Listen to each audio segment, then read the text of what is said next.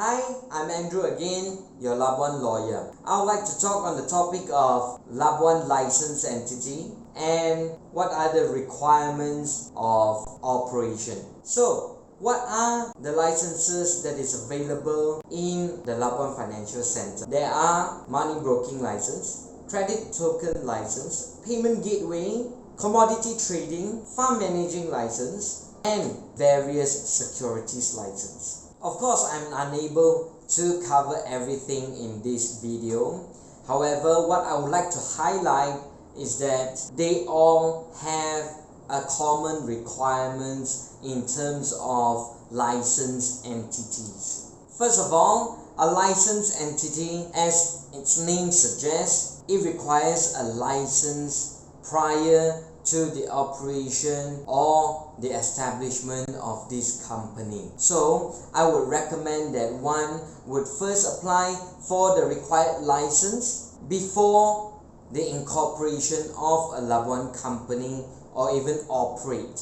Next, you have the business plan. So you are required to tell the authority what methods you will be employing to achieve the success that you want in your business. While you are providing for your business plan, of course, you will need to show in your organization chart that you have a team of management with qualifications or experience in the relevant field. It is also a requirement that a director or the shareholder be a fit and proper person before the issuance of such license. One requirement that is specifically for money broking license, which is the liquidity provider. So it is important to identify the liquidity provider for money broking license. After you have fulfilled with the who in your company, next up you will need to comply with the substance rule, which is mentioned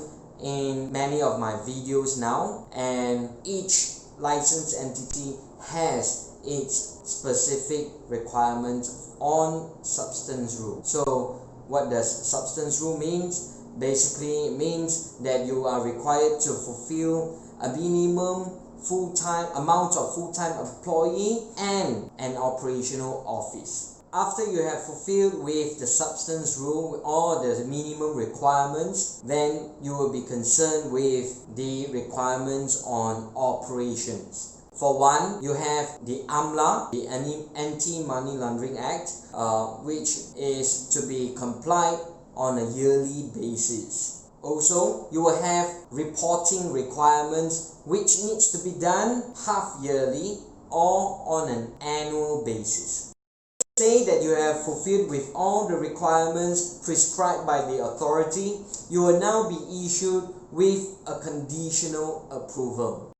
Two main criteria that I think is important to note, which is first, the professional indemnity, which is an insurance coverage over your licensed entity, and second, your minimum paid up capital that needs to be complied with, which is prescribed by the authority as well. It is not my intention to bore you down with those details of a licensed entity, but to show that a license obtained from the Labuan Financial Services Authority could be seen as a credible licensed entity. I would say this is an important factor to note, because if I am your customer, I would like to know that you are credible and not hiding behind layers and layers of structures. Thank you guys for tuning in. I hope you're well. If you like what you have just seen,